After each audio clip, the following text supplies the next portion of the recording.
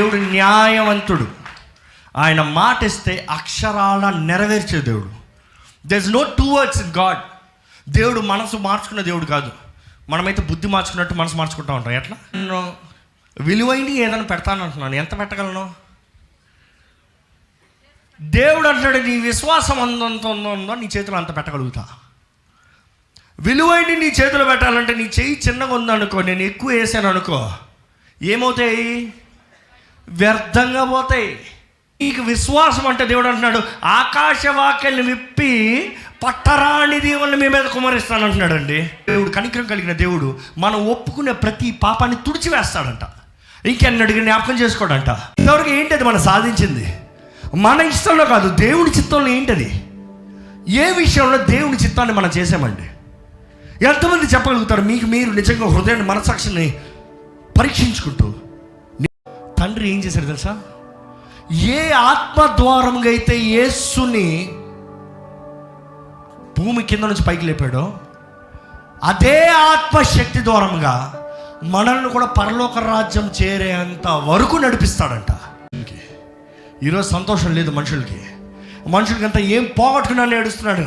కానీ దేవుడు అంటున్నాడు, నేను ఇంకా నీకు ఆశీర్వాదాలు ఇవ్వలేదు, ఇంకా ప్రారంభించలేదు, కానీ నేను ప్రారంభిస్తా. ముందుగానే నువ్వేం చేయాలి? చూస్తాం వలన కాదు కానీ విశ్వాసము. ఈరోజు ఏంటి మీ జీవితంలో కార్యం జరిగించిపోతుందంటే మీ మనసు. తొలి మేడ గదిలో అలబద్దవరులు నిలుకూడి వేడినాయే, ఇలా చిన్న గుడిలో వెలుగుంద నీదు సన్నిధిని కూడినావే. తొలి మేడ గదిలో